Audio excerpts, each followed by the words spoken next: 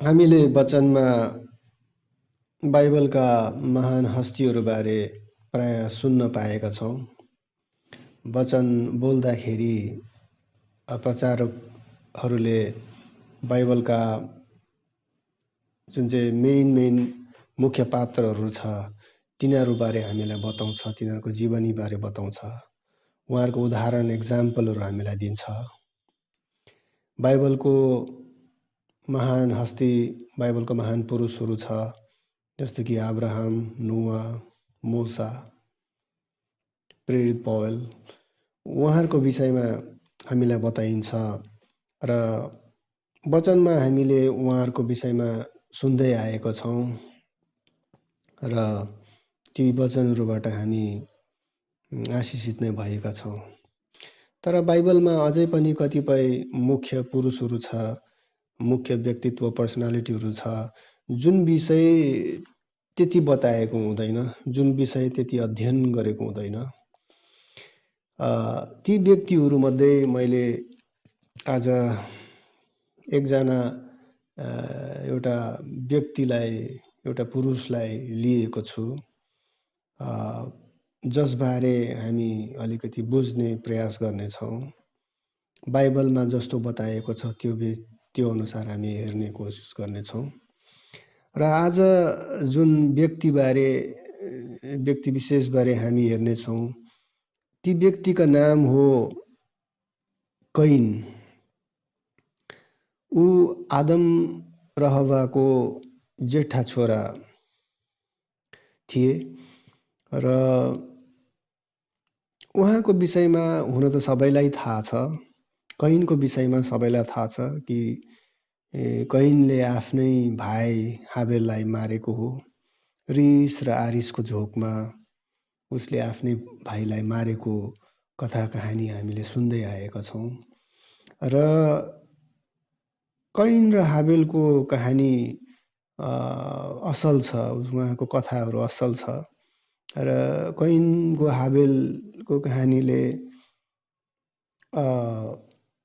हामीलाई भ्रातृ प्रेमको विषयमा हामीलाई सिकाउँदछ।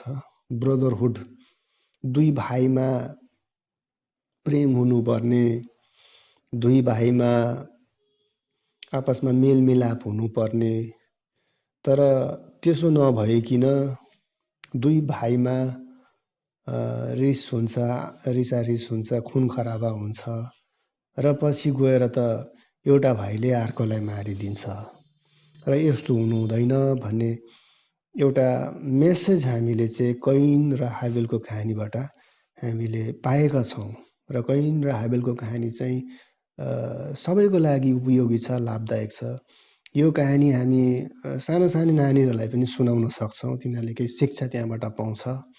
र यो कहानी हामी निकै ठुलो बढेको मान्छे, ठुलो भएको मान्छेहरूलाई पनि हामी सुनाउन सक्छौँ। तिनीहरूको लागि पनि त्यो उपयोगी छ, बेनिफिट दिने खाले लायकको छ। र कैन र हाबेलको कहानी एउटा एक्जाम्पल दिएर हामीलाई बेला बेलामा आफ्नो भाइ हुनुपर्ने प्रेमको विषयमा हामीलाई प्रचारकहरूले सिकाइ नै रहेको छ। तर आज हामी त्यो भातृ प्रेम, ब्रदरली लभको विषयमा हामी हेर्ने छैनौँ। आज स्पेसिफिक हामी कैनको विषयमा हेर्ने छौँ। उहाँ को हुनुहुन्थ्यो र कस्तो हुनुहुन्थ्यो भन्ने विषयमा चाहिँ अलिकति हामी हेर्नेछौँ।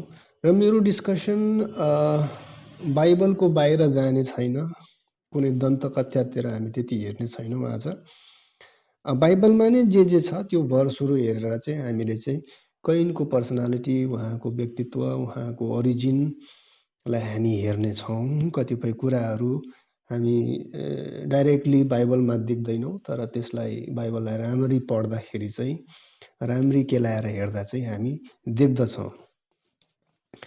र कैनको जन्म विषय हामी उत्पत्तिको पुस्तकमा नै पाउँछौँ।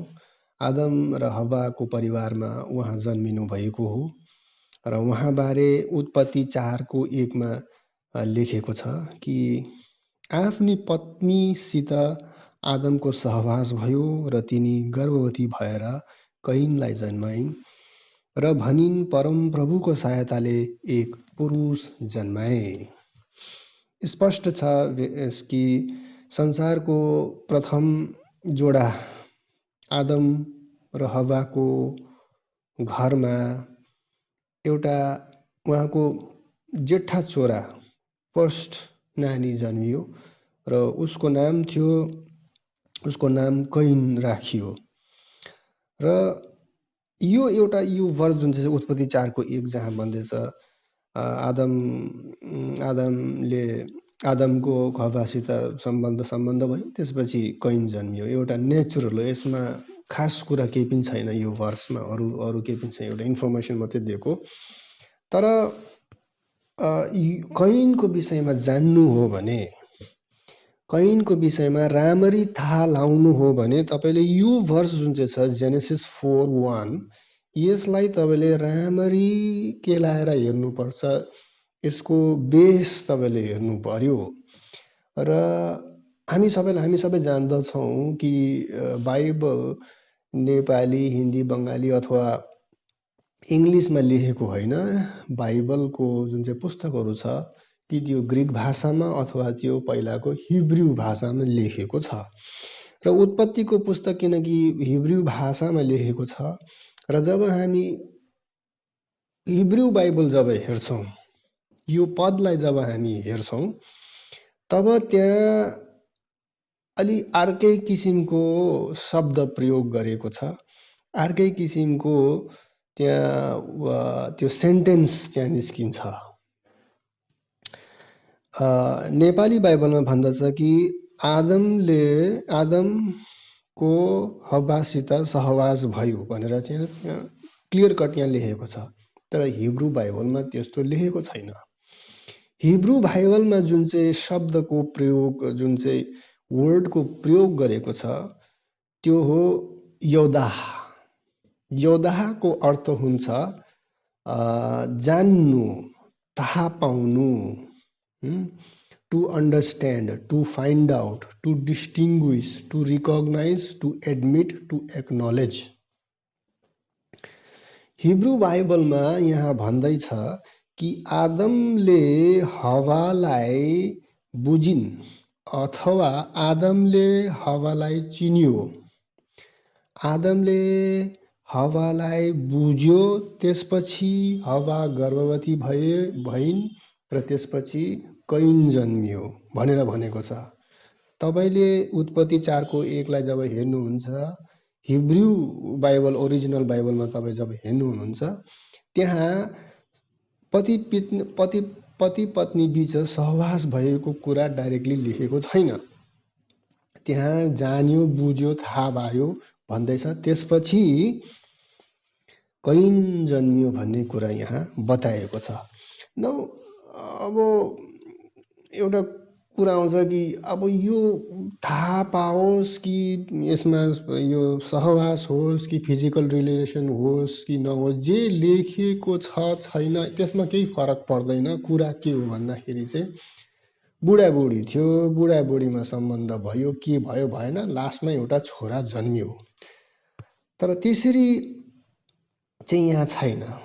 तपाईँले यो जुन चाहिँ वर्ष छ, उत्पत्ति 4 को 1 जुन चाहिँ वर्ष छ, कैनको जन्म सम्बन्धी, कैनको उत्पत्ति सम्बन्धी जब तपाईँले यो वर्षलाई जब हेर्नुहुन्छ र यसको हिब्रू मिनिङ हेरेर जब तपाईँले बुझ्नु हुनुहुन्छ कि यहाँ क्लियर कट त्यस्तो केही भनेको छैन भनेर, जस्तो हामीलाई सिकाएको छ, जस्तो यहाँ अरू बाइबलमा लेखेको छ त्यस्तो छैन भनेर तपाईँ जब बुझ्नुहुन्छ, त्यसपछि यसको बाहिर उत्पत्ति 4 को 1 को बाहिर जब तपाईँ जानुहुन्छ, बाइबलमा कतै पनि कैनलाई आदमको छोरा भनेर भनेको छैन।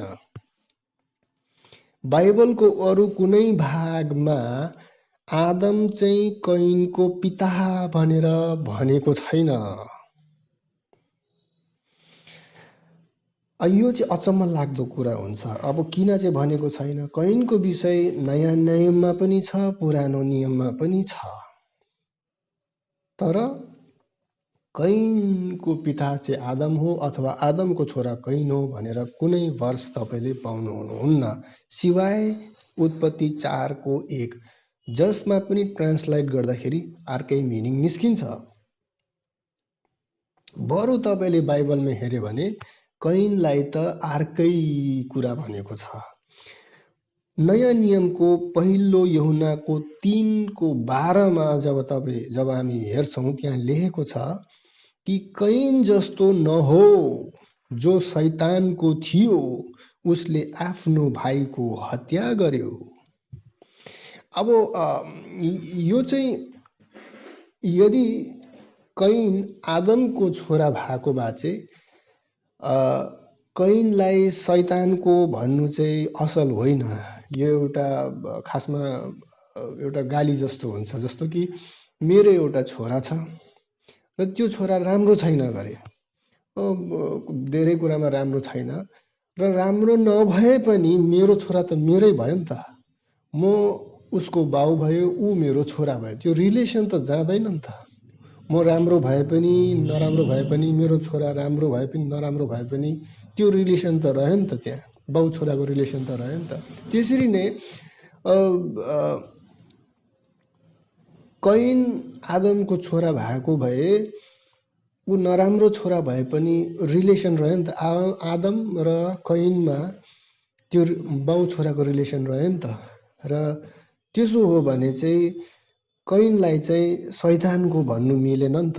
तर यो भर्समा भन्दैछ कि कैन जस्तो नहो जो शैतानको थियो। अब यसमा चाहिँ बुझ्नुपर्ने कुरा के आउँछ भन्दाखेरि चाहिँ उत्पत्तिको जुन चाहिँ सुरुवाती दिनहरू थियो, जब मानिस जातिले जब आफ्नो यात्रा यस संसारमा सुरु गरे, जब तिनीहरू बढ्न थाल्यो, आदममा आत्मा खनाएपछि उसको सृष्टि भएपछि जब ऊ बढ्न थाल्यो, त्यति बेलाको समयमा धेरै संसारमा गण्डगोल शैतानले ल्याएको छ। शैतानले धेरै प्रकारको गण्डगोल ल्याएको छ, उत्पात उसले गरेको छ। जुन विषय हामीले पढ्न पाउँछौँ 6 अध्यायतिर हामी पढ्न पाउँछौँ कि शैतानले के गरेको थियो त्यति बेला। शैतानले के गरेको थियो, यो पतित स्वर्गदूतहरूले के गरेको थियो, तिनीहरूले चाहिँ त्यो समयमा चाहिँ स्त्रीहरूसित सम्बन्ध गरेर चाहिँ तिनीहरूले चाहिँ आफ्नै छोराहरू जन्माएको थियो। र जब पतित स्वर्गदूतहरूको सम्बन्ध मानिस जातिको छोरीहरूसित जब भयो र छोरीहरूबाट जब हाइब्रिड जब नानीहरू जन्मियो, त यो नानीहरू को थियो, यो नानीहरू थियो नेफिलिम। र नेफिलिमको विषय मैले पहिलाको वचनमा नै यहाँहरूलाई मैले जनाइसकेको छु, त्यसको डिटेलमा म आज जाँदिनँ। र त्यति बेलाको समयमा चाहिँ यो पतित स्वर्गदूतहरूले चाहिँ यसरी नेफिलिम जन्माउने गर्थे। र यही कुरालाई लिएर बाइबलका कतिपय पण्डितहरूले भनेको छ कि कैन खासमा चाहिँ आदमको छोरा होइन, कैन खासमा चाहिँ सर्पको अर्थात् शैतानको छोरा हो। अदनको बगैँचामा जब सर्प हव्वालाई भेट्न आए, तब उसले के गर्यो, हव्वालाई मोहित बनायो र उसले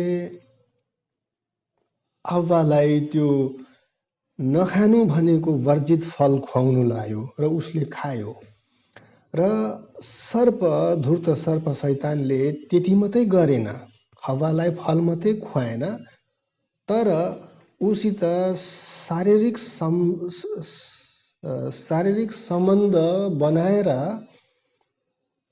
सर्पले हव्वालाई गर्भवती बनायो। र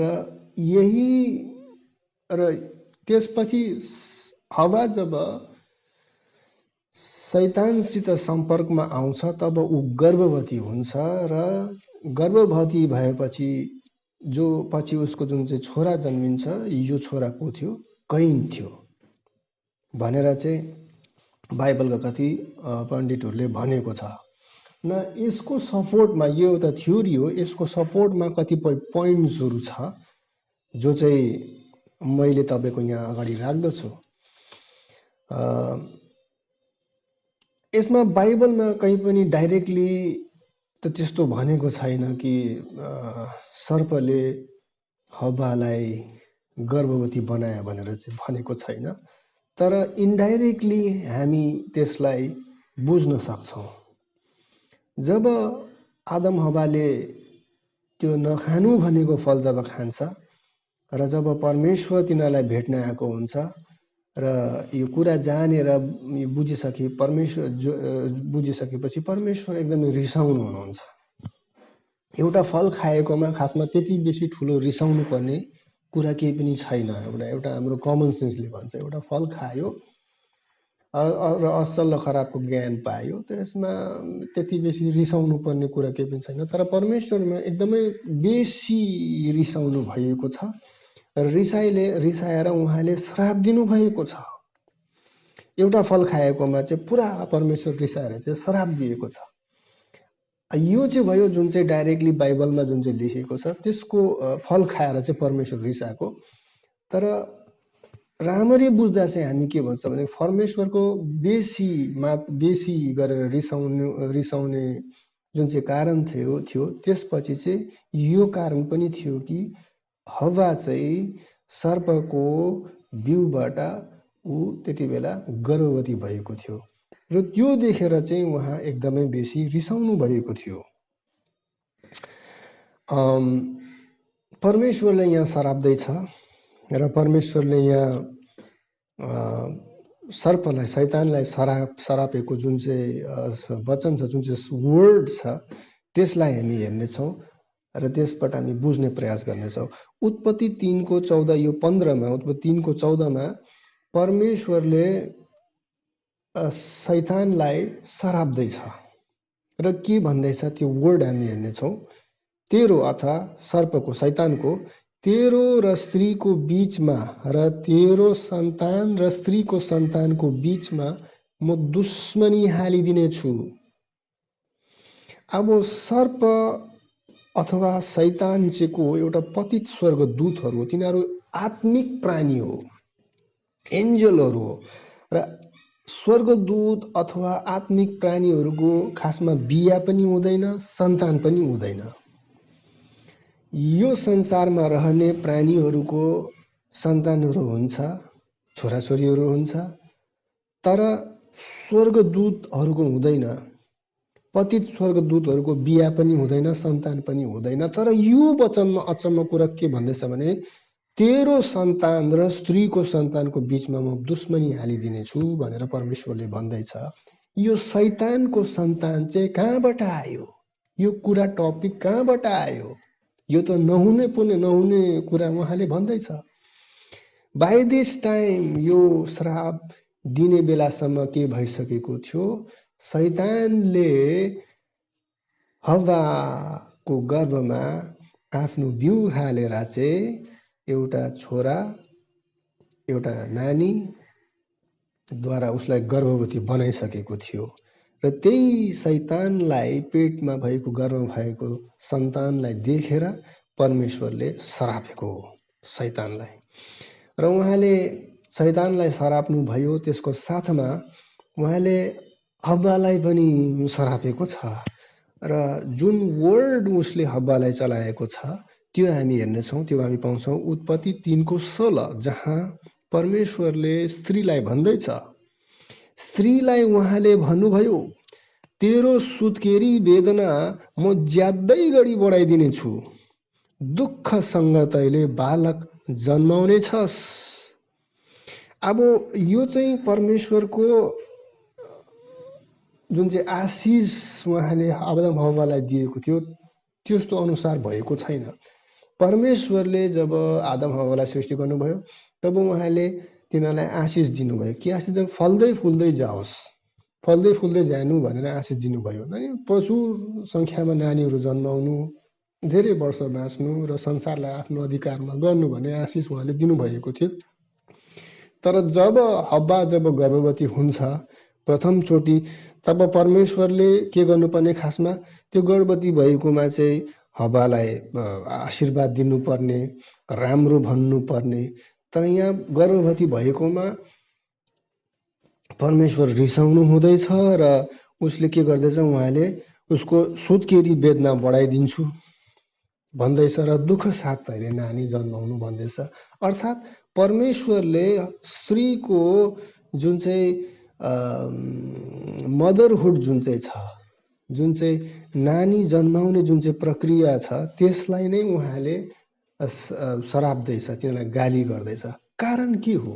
उहाँले आशिष दिनुको ठाउँमा उहाँले गाली किन गर्नु हुँदैछ? उहाँले किन सराप्दैछ? कारण हो कि हवा जुन चाहिँ गर्भवती भएको छ, हवाले जुन चाहिँ अब नानी जन्माउँदैछ, त्यो आदमबाट होइन, त्यो नेचुरल होइन, त्यो शैतानबाट हो, त्यो सर्पबाट हो, त्यो परमेश्वरबाट होइन भनेर त्यही त्यो उपद्रव देखेर, त्यो पाप देखेर उहाँ रिसाउनु हुनुहुन्छ र उहाँले त्यो श्राप उहाँले दिनुहुनुहुन्छ र त्यसपछि उहाँले के गर्नुहुन्छ, आदम र हव्वालाई आदमको बगैँचाबाट निष्कासित गरिदिन्छ। र जब आदम हव्वा जब अदनको बगैँचाबाट बाहिर निस्किन्छ, तब कैनको जन्म हुन्छ।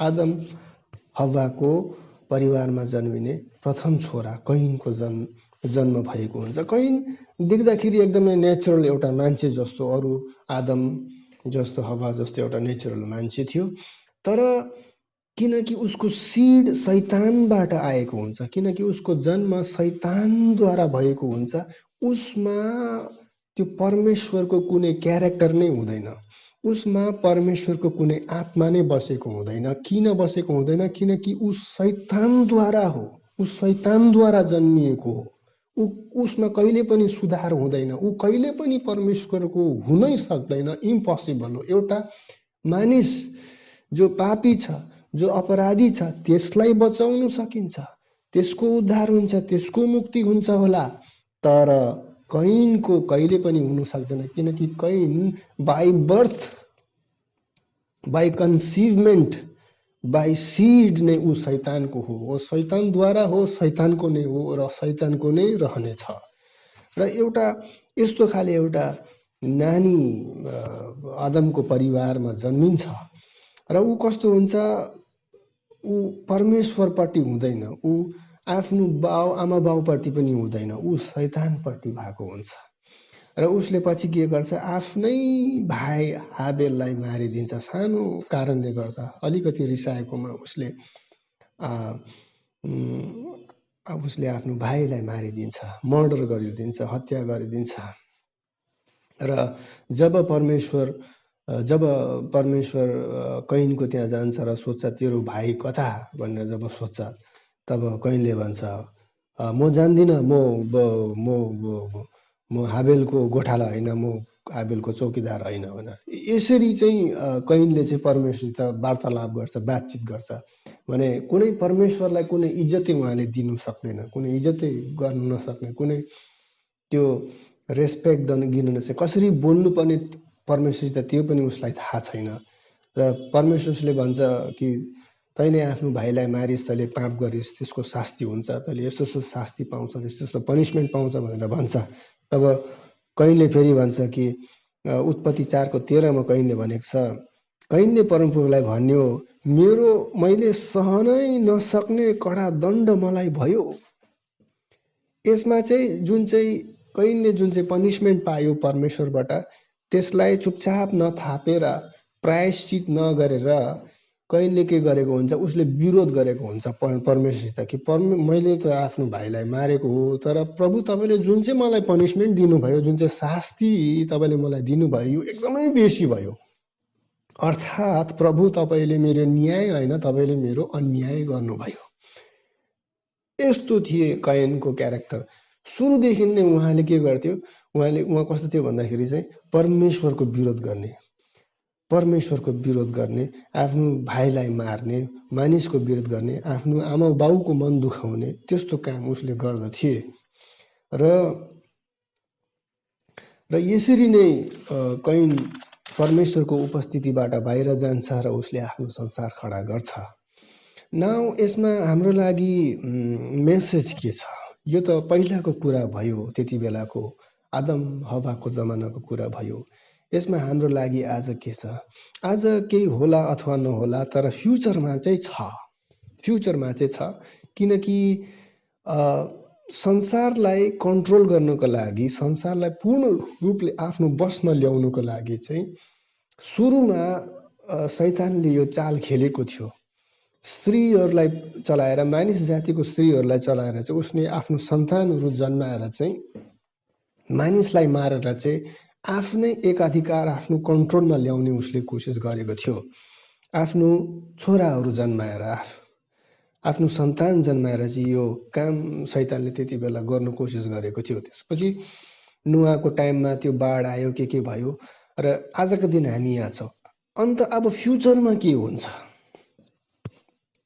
प्रकाशको पुस्तकहरू पढ्दाखेरि हामी पाउँछौँ कि फ्युचरमा के हुन्छ? फ्युचरमा आउने दिनहरूमा शैतानले फेरि पनि आफ्नो अझै एउटा सन्तान जन्माउँछ, अझै एउटा छोरा जन्माउँछ, जसलाई चाहिँ एन्टी क्राइस्ट भनिन्छ।